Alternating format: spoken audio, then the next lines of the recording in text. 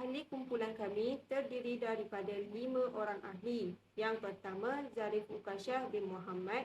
Yang kedua, Nur Hidayah binti Zubir. Yang ketiga, Siti Nur Anis Amira binti Juri. Yang keempat, Fadilah Natasha binti Muhammad Razman. Dan akhir sekali, Muhammad Irfan bin Azman.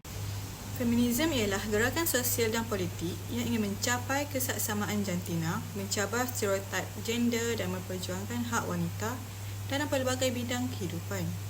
Pergerakan ini juga mempertengahkan isu seperti hak reproduktif, menghapuskan keganasan berasaskan jantina dan mengkritik struktur patriarki.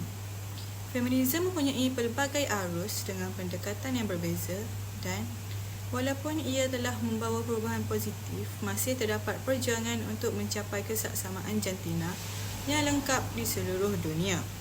Vivienne Westwood merupakan periker fashion British yang dianggap sebagai salah seorang tokoh paling berpengaruh dalam dunia fashion moden.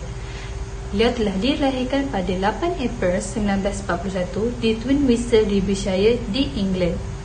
Selain daripada periker fashion, beliau juga merupakan seorang aktivis. Beliau telah menggunakan platform sebagai seorang designer untuk menyebarkan kesedaran mengenai hak wanita. Antara koleksi yang dihasilkan oleh Westwood adalah Suffragette pada tahun 1995, I Am Expensive pada tahun 1990, Active Resistance to Propaganda pada tahun 2008 dan Mirror the World pada tahun 2007. Beliau sering melakukan kombinasi warna yang berani dan corak yang menarik adalah merupakan ciri utama reka bentuk Westwood. Beliau tidak gentar untuk mencuba pelbagai warna, menghasilkan penampilan yang menarik dan unik. Sebagai contoh, koleksi Suffragette yang mengandungi simbolisme politik dengan mesej yang menunjukkan perspektifnya tentang perkara seperti kebebasan, hak asasi manusia dan kesaksamaan jantina. Selain itu, hasil karya Westwood juga sering menunjukkan pemikiran bebas dan menentang norma masyarakat. Mesej pembebasan wanita daripada norma patriarki dan keperluan sosial telah disampaikan melalui penggunaan elemen seperti korset, draping dramatik dan juga simbol provokatif. Feminisme dalam seni. Seni feminisme bermaksud mencabar penguasaan lelaki dalam seni dan masyarakat. Ia bermula dengan idea bahawa pengalaman wanita harus dinyatakan. Oleh itu, wanita dijadikan bahan menghasilkan sesebuah karya. Antara tokoh seni dalam feminisme adalah Nikki de Saint-Père. Beliau dilahirkan pada tarikh 29 Oktober 1930. Karya beliau banyak menggunakan keberanian secara visual dan sering bermain dengan gaya yang meraihkan estetika. Contoh karya beliau seperti My Love We Want. Karya itu menampilkan pelbagai makhluk halus mitos dan ular yang digabungkan dengan imej mimpi. Feminisme dalam muzik sebagai contohnya adalah medium yang digunakan pakai oleh feminis dalam memperluaskan ideologi feminisme mereka. Ia membawa genre muzik yang keluar dari rock indie dengan elemen punk, berfungsi sebagai inspirasi untuk gerakan di mana wanita dapat meluahkan perasaan mereka dengan cara yang sama lelaki telah lakukan selama beberapa tahun yang lalu. Tokoh seni muzik ialah Beyoncé Giselle Knowles. Nama pentasnya ialah Beyoncé. Nama panggilannya B, Juju, Queen B, Mother. Berasal dari Houston, Texas, Amerika Syarikat. Lahir pada 14 September 1981. Contoh muzik ialah Run the World Girl yang menceritakan tentang kebanggaannya sebagai wanita yang kuat dan perkasa tanpa mengharapkan lelaki. Beliau juga menunjukkan bahawa wanita boleh melakukan urusan dunia seperti pekerjaan, berjaya dalam urusan pembelajaran dan mereka perlu menyerahkan hakikat tersebut. Assalamualaikum dan salam sejahtera. Saya Muhammad Irfan bin Azman. Pemagang matris bernombor C21A1850 akan menerangkan berkaitan dengan feminisme dalam perfilman. Antara salah satu artis hebat yang menyumbang dalam feminisme adalah Agnes Varda. Agnes Varda ini merupakan seorang pengarah, penerbit dan juga pelakon. Beliau dilahirkan pada 30 Mei tahun 1928 dan dilahirkan di Belgium. Beliau dan keluarga beliau telah berhijrah ke Perancis pada tahun 1940. Seterusnya, beliau mendapatkan pendidikan awal di institusi tinggi École du Louvre Beliau seterusnya berpindah ke institusi sinema Des Hautes ataupun dikenali sebagai IDHEC. Beliau memulakan kerjaya beliau sebagai jurugambar dan beralih kepada pengarah filem. Beliau juga merupakan salah satu tokoh utama dalam gerakan sinematik yang dipanggil Nouvelle Vague ataupun New Wave di Perancis.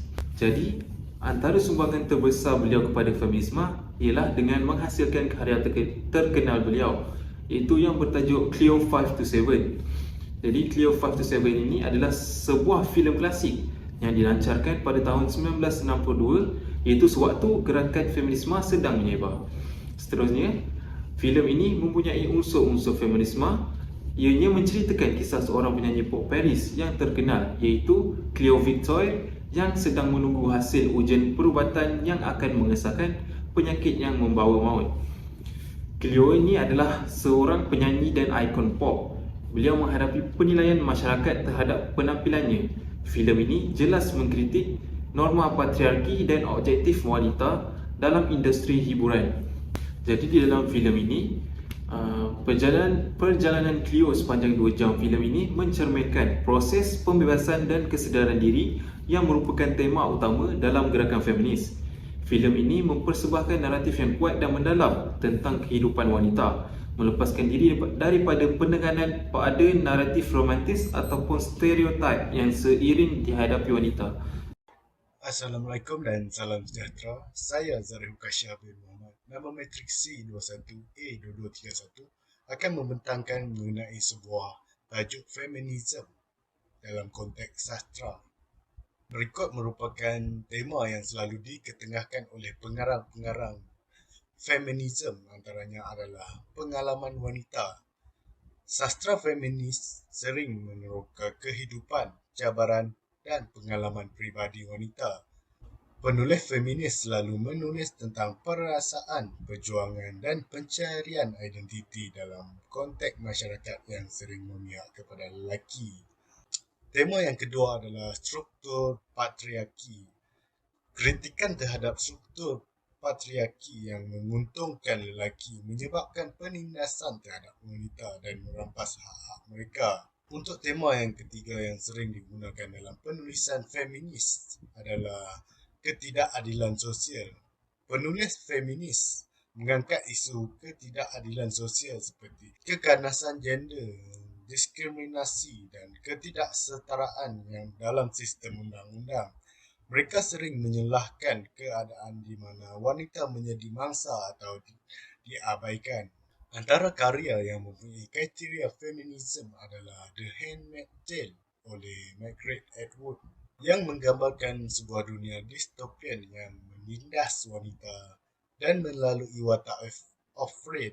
Novel ini menggambarkan perwakilan wanita dalam sastra feminisme yang mendorong kepada pendedahan watak wanita yang lebih realistik dan kompleks, mencerminkan kepelbagaian emosi, kekuatan dan kelemahan dalam karya sastra.